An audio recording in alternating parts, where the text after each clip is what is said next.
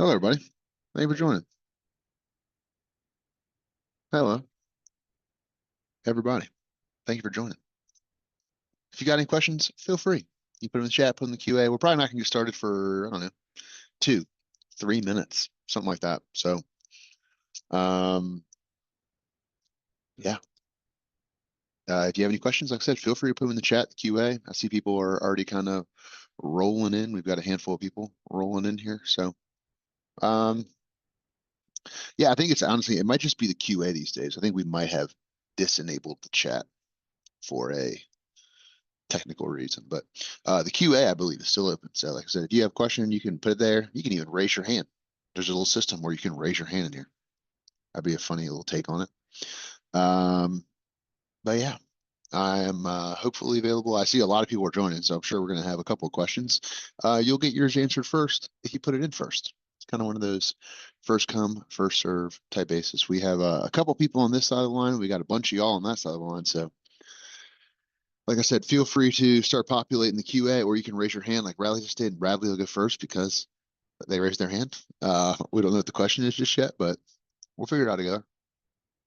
But like I said, if you have a question, feel free to put it in the chat, put it in the QA. We'll get started here in, I don't know, about 60 seconds or something. I just like to give those folks that are like trying to get in the chance to get in.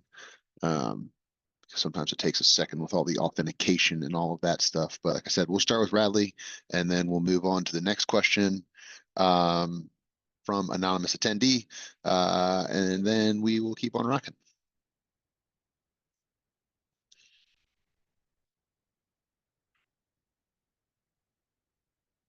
Yes, we got a bunch of people on this side, are on y'all side of the one. So, like I said, here at as soon as my clock says 12:03, which is going to be, I don't know, probably 20 to 30 seconds, I'm going to get started first with Radley, and then we'll work our way through any questions you guys might have. Thank you again for joining.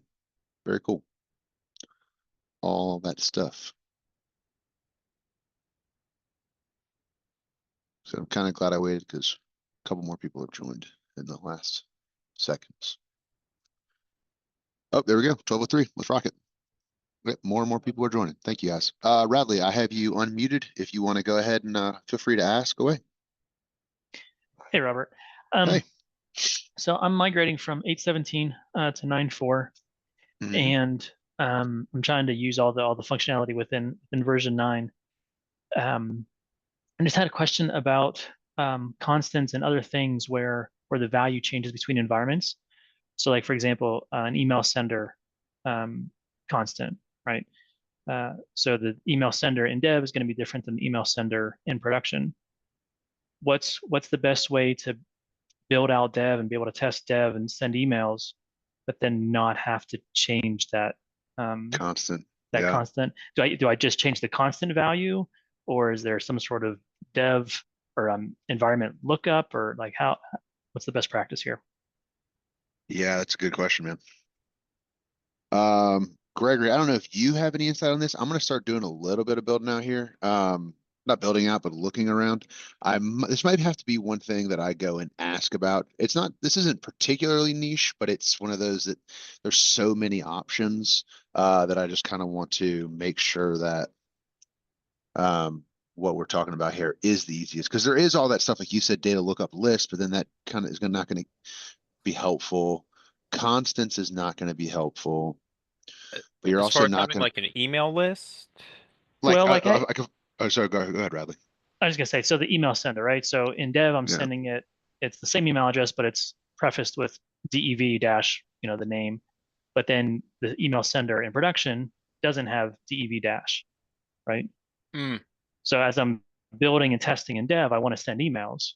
So is the expectation then, and that's just one of, I probably have half dozen examples of where the value of the constant is different between dev and production, right? And I then see. tokens or providers is another one, right? But just trying to figure out what's expectation. Am I expected to change the constant once I promote something to production? Well, something that you could be able to do from that, and let me go into that step to confirm real quick here. You can I select can. that from flow, right? Well, from you certainly can, but on like the tokens and stuff, definitely almost not. Certainly Yeah, the not. tokens, I don't know how to. Tokens are separate entities. That would be a bit more of a complicated process to try and update that with tokens. But for the send email step in particular, with updating, sending from, it's you could set like a global constant that's different per environment for that. So just call it email addresses that you can access within your flow. Right. And And that's then what that, I, oh, sorry, sorry, what were you saying? I do have a global constant right now. I have a, what I'm calling a system project, which all other projects rely on. And I have email sender set. But what I'm questioning is when I move that system project, when I promote it to production, do Hmm. I need to go into all the constants and change those, the appropriate constants and change those values to the production value as opposed to the development value? Um, Yeah, if you're doing it that way, that would be the way that it has to do. I don't think development global constant entities will get promoted with the project when you promote because they're depending on that. The global constant is not part of the project that you're checking in, checking out. Okay, maybe I started off in the wrong space. I thought that global constants, when I said global, I meant within my system because it's, or within my project because all the projects rely on it. But I thought that global constants, what were previously in the system menu, were no longer uh, used in version 9. Was that a misunderstanding on my part? They exist. There is a way to be able to call upon them for different projects. They do exist, but I would have to look up the documentation on how to implement that correctly. Hmm. Okay. But I get what you're saying. So project constants, yeah, if you're doing it the project constants way, that would have to be updated once it goes to production. So maybe a different method would be preferred for trying to get that sorted.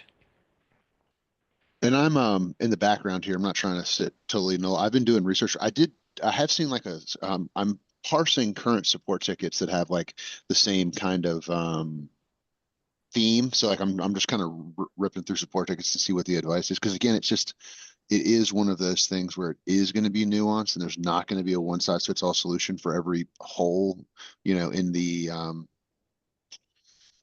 process. I'm just trying to think of or trying to see if there's someone.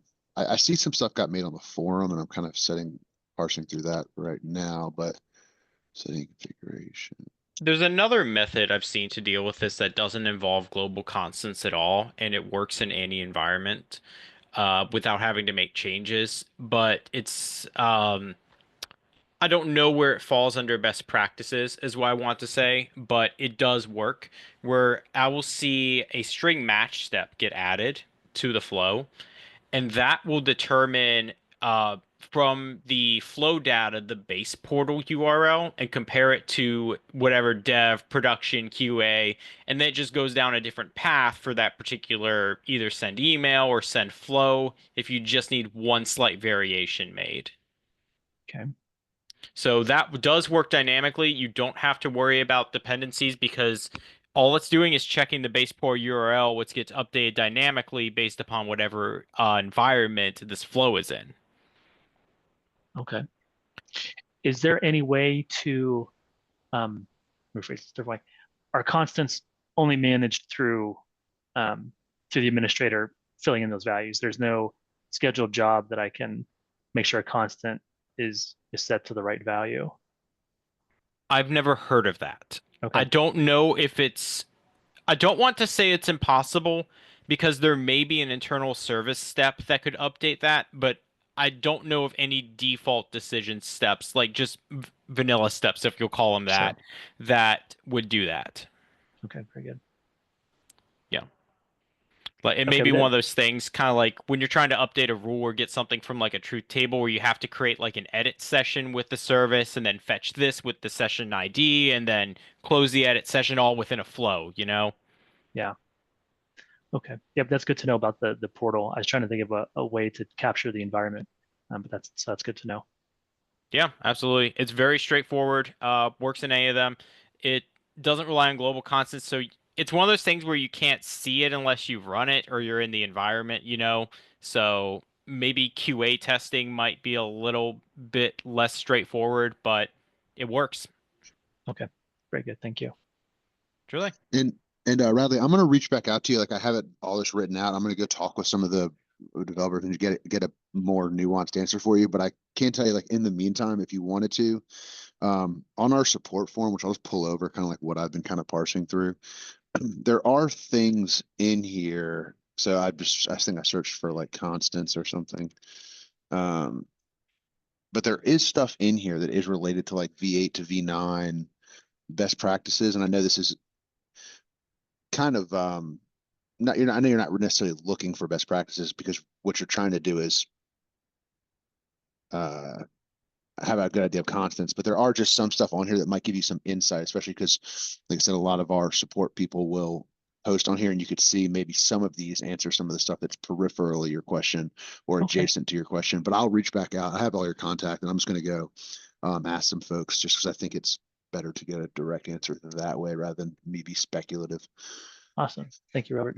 Yeah, no problem, man. And I know we've got some people in the lobby as well that have done a bunch of transfers lately. So if you've got any insight too, like some of those folks that have been here and built the company for years, feel free to chime in or raise your hand. I'll let you chime in. All right, let's take a look at the QA.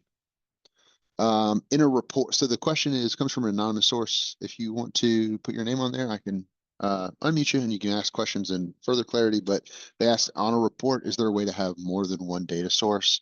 And the answer is directly, not directly, no. Directly, you're going to have a singular data source on a report. There are ways that you can have parent-child relationships and you can have linked structures and things like that. But when you're just on the singular report designer, like in here, report singular source. By default, once you add one, it's not going to let me add a new one, as far as I know. See, there's a project in here. Oh, well, there we go. Maybe it will. Okay. So then, yeah, on this version, I can. Let's see. Let's go back to version 8 and see which version are you on there, person who asked the question as well. If you could tell me, because that might be helpful. Let's see. Is that new, Gregory? Is that? I feel like we didn't used to have that ability. So you can re-add a second source per se, but it's not like it has to be like a linked source in some way. Kind of Right. like if you're adding something, you can add the extension data of it, maybe if you're adding a folder source, but you can't just Have add like two two core structures. entirely, yeah, you can't have two core structures is a great way to put it. So they're in version 9 trying to add 2 SQL reports to one report. Version 9 trying to add 2 SQL reports to a singular report.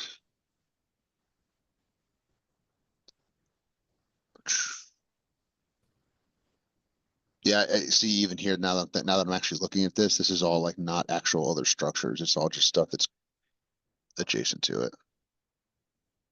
So yeah, there's just the one for now.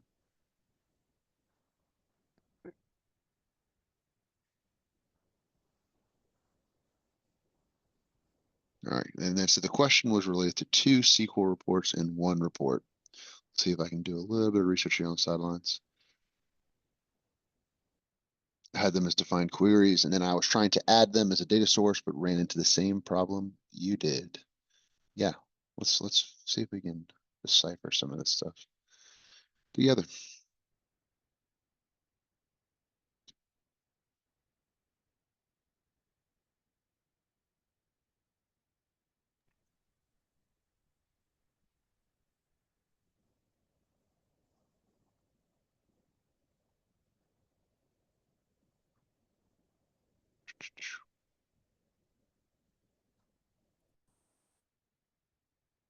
I'm still just doing a little bit of research here.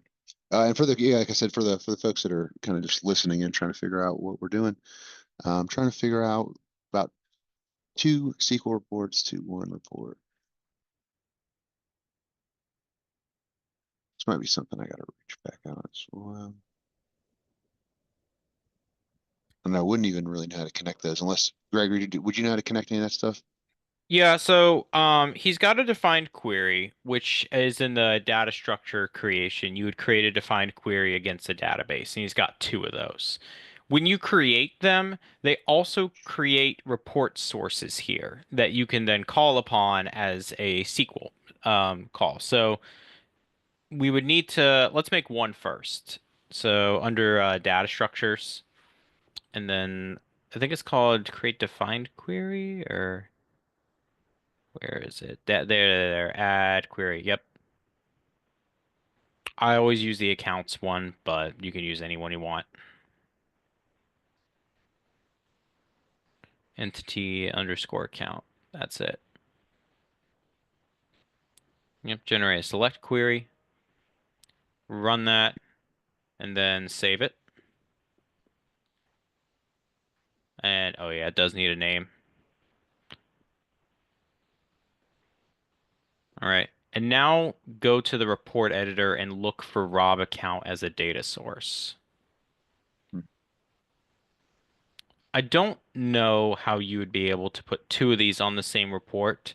What would probably be best is to create a join query and then have both tables populating the same query, which you can then use in one report. So you do it at the query level instead of the report level.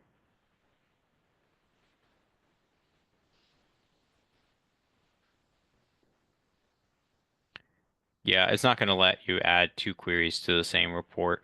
If you're Right. displaying them on a page, you can put two report viewers on a page and you can filter them by each other. But yeah,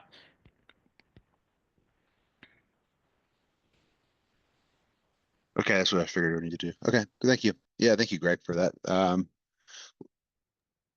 Very cool. Yeah, Greg's killing it today. We got one more. Oh, VT Racing. Go ahead, Vitaly. I know you always got the goods. Go ahead. Let's hear it. Uh, yeah, I do believe if you create query like that, I do believe if you create like um what's that table access or link tables, it's in database integration. table Uh, view. Not the view, but if you like table access or something like that. You So said in data. if you created query and then you create like a link table or something like that, it will show up in the report design. A table relationship. That's Yeah, what you're saying. yeah. Oh, you know what?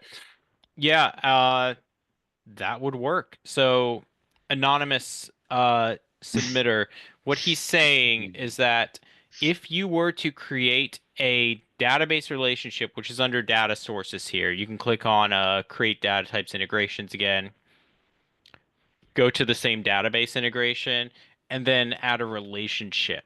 You can create a relationship between two tables, and that might allow you to then select the other table as an option after selecting the first one. You do have to specify what field those relationships are on, though. So you have to like this field matches with this field, right? If you're creating a relationship, you need a primary key and a foreign key to match. So you won't be able to do it with two tables that are completely unrelated.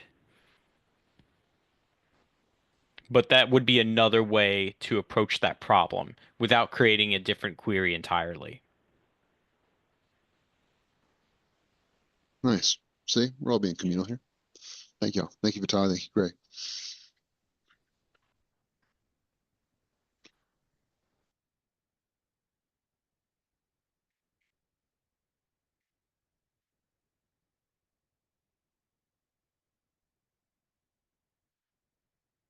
Cool.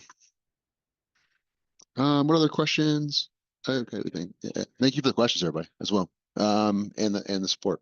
Where else can we be helpful? We've kind of got, like I said, we've got a big group of people in here. There's higher than average attendance. We can just help with any way we can find the right answer. Like I said, something like Radley's, I'll have to reach back out, but maybe some of these other ones we can get some information together. Said feel free to hit the QA. You can even raise your hand, stuff like that.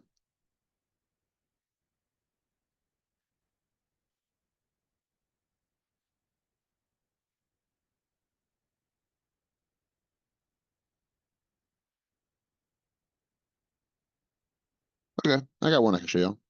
A thing just because it came in this morning to our training channel, and someone who asked a question is in the room, so I'll just show it off real quick.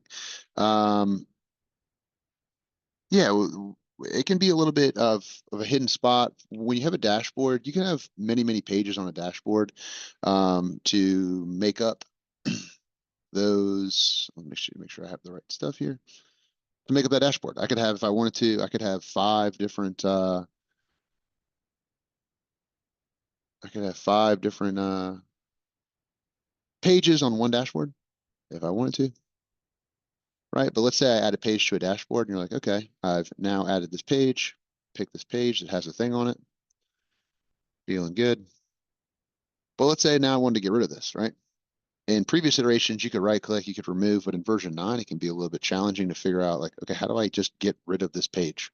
Like, where is this page at? Folder view, there's nothing. If I right click, the only thing I can do is delete the whole thing, delete the whole folder. Notice how this will say delete dashboard. We don't want to do that. So for in version 9, that the way you do it is removing the page data. So you get a folder view, and this is kind of, I guess, for many people, if you have your report, there is almost always going to be some hidden entities beneath your folder level. So you can just click this 3 dots, change the report to show hidden, and it'll show that page data called diagram tile, and you can right click and delete page data. It is not going to delete that thing in totality. It'll just remove it from this folder. Here, when I go to pages, it still exists. So we did get that question in the inbox this morning, but we were able to answer it before lunch and learn. But I figured, why not show it off? Put a little success there. Okay, on the topic of reports, can you put a report on a form? I know I put them on pages, but when I was in the form designer, I noticed that there was not a report viewer. Here, I'll unmute and we'll just build it out together. All right, let's build it out together. Rob is AI. Nope, lunch and learn. So the question was, how can I on a form show a report? I think you're going to have a number of options here. If there's not a tile, or sorry, create a new, let's call this form, report form. Let's take a look at some of these different options. So you're saying there's no report tool. Okay, no problem. There's going to be a number of like different ways that you can view data on forms, and you could populate it beforehand. Let's see if I can find something hidden before I walk down that path. But you can always use or not always, but what I was going to test is using a run report step. Data grids could be a use case. It's not a full-on report in the way that you're used to, but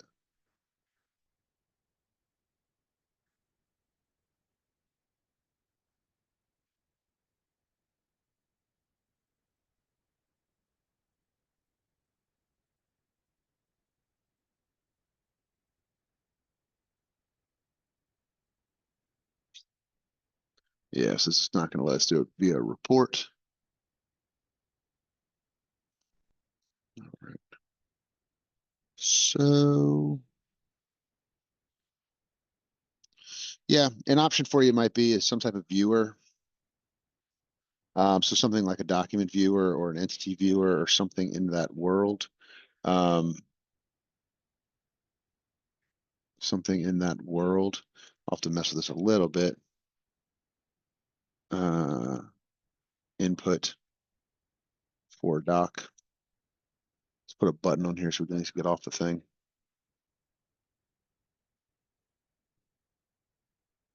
And my initial thought is just to do a run report and then populate it with whatever structure or type we have. Run report, pick an existing report.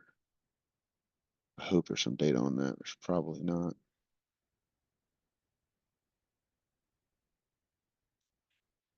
And we want to make sure that we have our file type right here.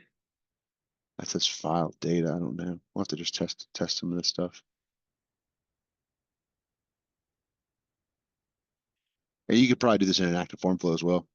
If you didn't want to run the report beforehand, you could run it in the active form flow. If something happens and populates the form.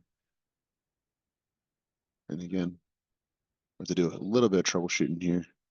First things first is just make sure that this report actually has something on it before it doesn't, thankfully. I checked.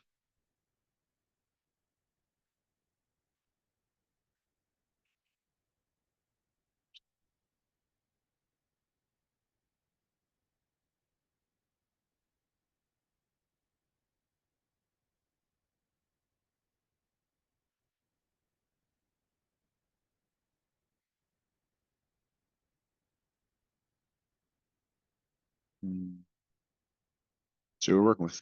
I say this might break, but we can test a couple different things here.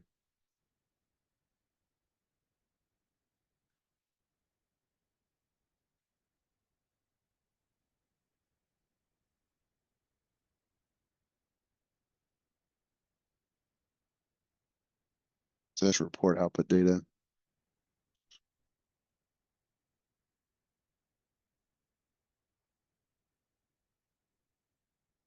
File data. Let's reselect this.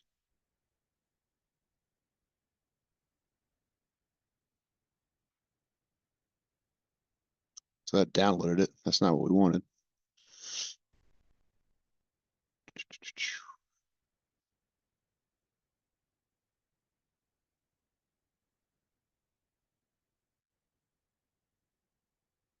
Report on a form. Let's see.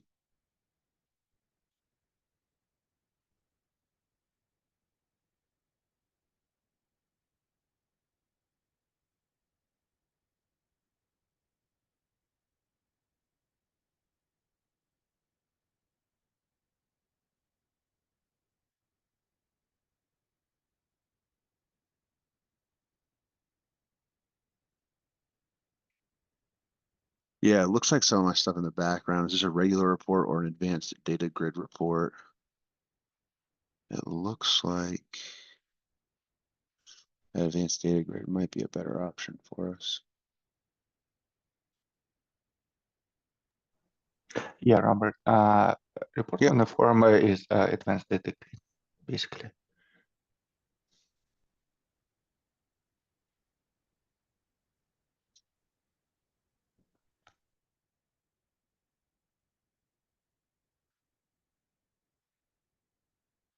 Thank you, Vitaly. Let's check some of this other stuff. Yeah, probably should. Yeah, edit report source right there. So that's all it was. Should have just dug a little deeper there. But it's gonna be advanced data grid.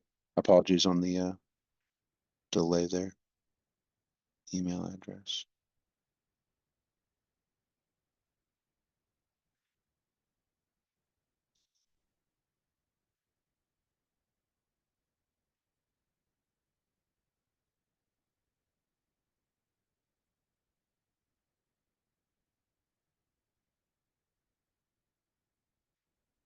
Just fetching data to get it up in there. I'm sure you can see that.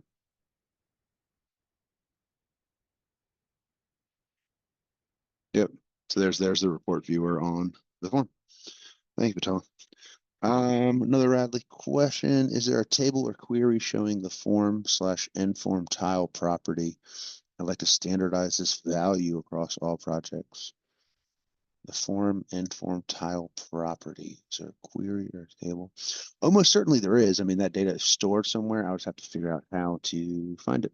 Let me see if I can do some research and feel free, Greg, if you know the answer to this one. I know this is kind of a support one. We're looking to standardize the value across projects for the forms and end form tile properties.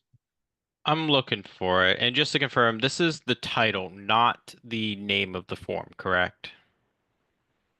That's correct. It's the title on the properties window on the Okay, right-hand side. Yep. gotcha. Yeah, I can find the name pretty easily, but the title's giving me a little bit of trouble. Yep. That's where I'm at as well. Yeah, it's unfortunately not under the. So this forms primarily reside in the element registration table, and it is not recorded there. So I'm trying to figure out what other relationship to that table there might be that has it written down. Okay.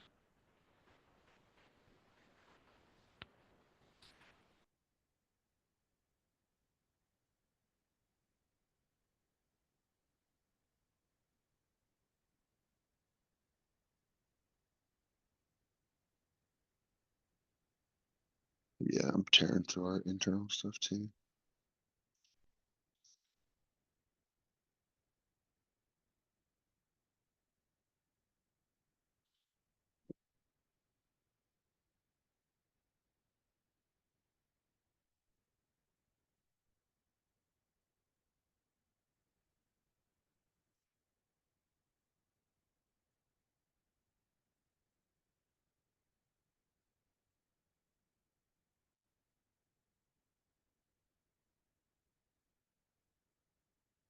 Yeah, I need to look over there, Gregory. I'm struggling to find it myself here. Nothing yet. Okay, I might just have to add that to our reach out pile here.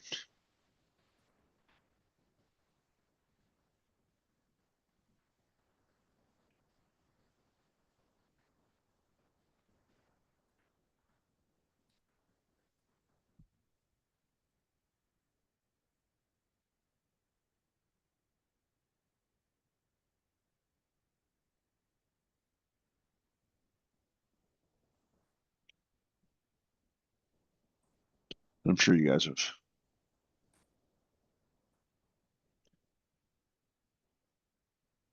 She said the entity, any resources that doesn't have it on there.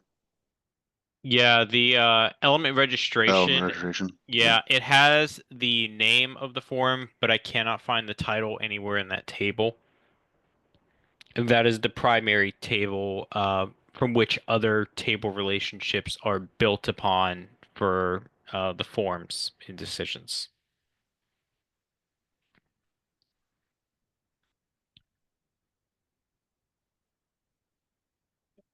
I don't think there's a title table that links to it. Yeah, I didn't think that existed.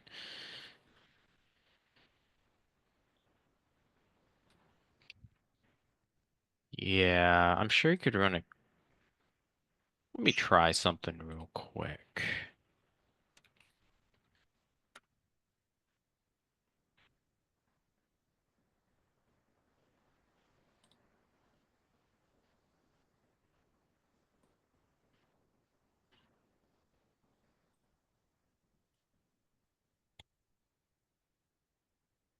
Yeah, I'm finding like an old article from some internal folks, and they're trying to figure out something loosely familiar from October. But do all forms have titles? I mean, I'm going crazy here, but is that a because that's what N- the ticket is related to. Not necessarily. It can be left blank. Okay.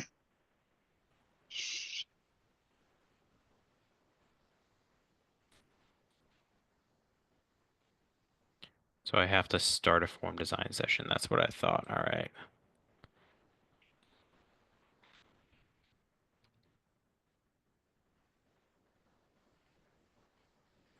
So I want form service and my method name. I want to start. No. You know where I might be able to look for it. What are you thinking? I gotta find it, but I found it's like a big framework document, and I can just control F it. I'm just trying to think of the name of it. Header entity. It was called like database or it's our database schema document is internal only. So we're talking about title, control F.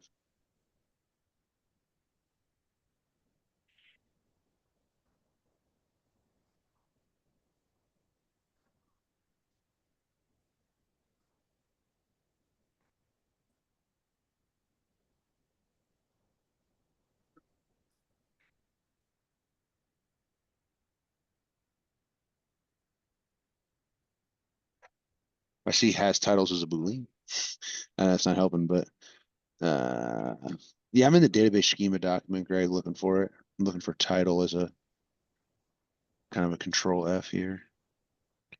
While you do that, I'm looking for internal services that might be able to give us options.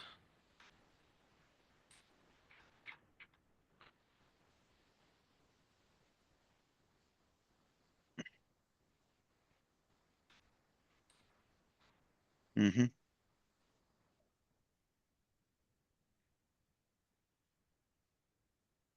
Yeah, I think I'm not gonna be able to find it here. Okay, I'll also have to maybe add it to my list of stuff to get back to you about there, rather, because it's again, it's getting me. I'm guessing. Awesome. Thank you, Robert. I appreciate that. Yeah, no problem, man. Said space title small.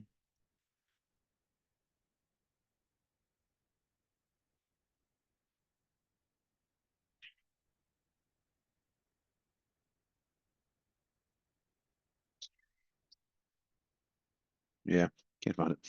I looked in our database schema documents to figure out which table it was on, but I can't find it. There's a number of headers of structures that have the word title in it, but nothing that's necessarily correlated to this. What else we got? Let's see. We've been kind of bouncing around a bit. Feel free, like I said, if you got another question, feel free to put it in the QA or the chat or anything like that. Been kind of running here for 36 minutes. If we don't get another question, if no one has any, then I might just go ahead and end it so I can go over there and just get Radley his answers. But I'll gladly take anything you guys got. It's not me trying to rush out of here. I'm just trying to get people the stuff they might need. So does anybody have any other final questions for me, or maybe not final, but next questions for me?